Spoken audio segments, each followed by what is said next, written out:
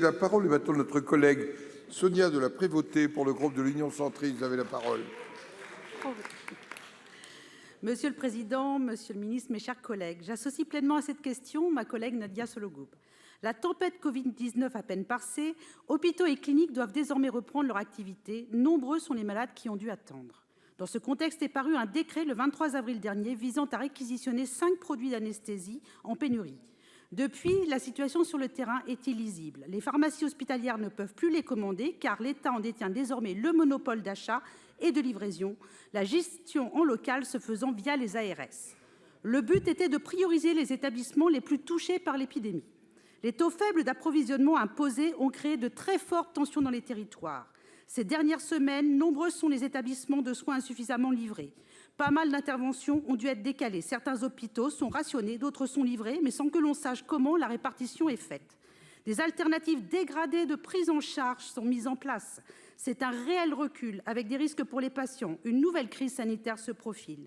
La situation est urgente dans certains départements. Les pharmaciens hospitaliers, en lien direct avec les besoins, sont dans un carcan qui ne permet ni la réactivité, ni la souplesse nécessaire, pour ne pas dire vitale.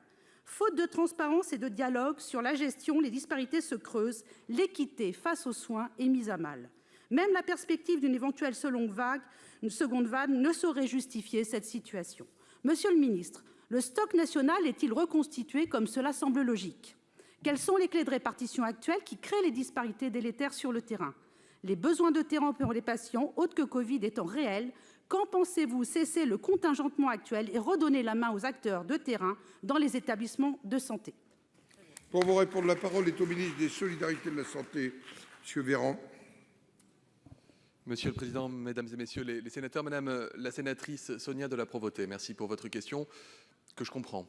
Et je sais qu'il y a de l'émoi et des questionnements sur l'ensemble du territoire de la part de nombreux médecins. De quoi parlons-nous? Nous parlons, et nous l'avons déjà dit plusieurs fois avec le Premier ministre, au cours des dernières semaines, la consommation de certains médicaments anesthésiques a augmenté, elle a explosé de 2000%. Elle reste encore très élevée dans certaines régions du monde, notamment le Brésil, j'en ai parlé tout à l'heure, aux États-Unis, où l'épidémie fait rage et les consommations de médicaments de réanimation sont priorisées par les grands laboratoires internationaux. C'est ce qu'on peut comprendre pour pouvoir sauver des vies.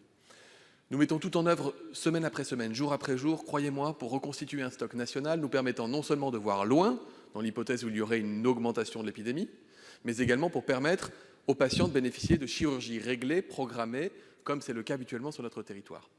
Un médicament pose beaucoup de problèmes, le propofol. Propofol, croyez-moi, on ne peut pas le fabriquer comme ça. Même les matières premières sont très rares à l'échelle mondiale. Tous les pays font face à cette pénurie extrêmement et qui complexifie énormément les choses.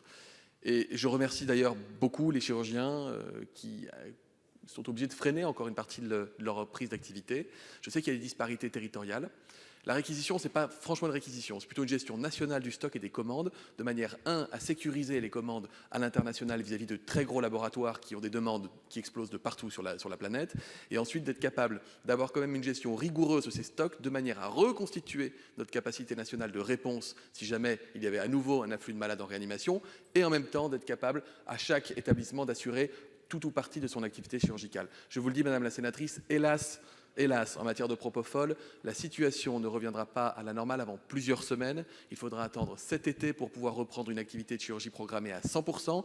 Néanmoins, tout ce qui est loco-régional, tout ce qui est chirurgie d'urgence, tout ce qui est chirurgie carcinologique, évidemment, se poursuit. Elle n'a jamais été d'ailleurs suspendue, y compris pendant la période épidémique. Mais croyez-moi, nous mettons tout en œuvre pour sécuriser les commandes, en importer massivement. Et cela rejoint à nouveau les problématiques que nous avons déjà abordées dans cette enceinte, qui est l'autonomie de la France et de l'Europe vis-à-vis de médicaments absolument indispensables, absolument vitaux. Nous ne devons pas reproduire les erreurs du passé. Merci. Madame de la Prévôté, vous vouliez ajouter quelque chose? Oui, Monsieur le Ministre, le problème, c'est quand même de redonner de l'autonomie au terrain parce qu'il y a une inadéquation entre l'architecture et la décision nationale, la façon dont c'est réparti. Il y a une absence de transparence quand même pour bon nombre d'acteurs de terrain. Enfin, en tout cas, c'est vécu comme tel. Et la répartition est inégalitaire.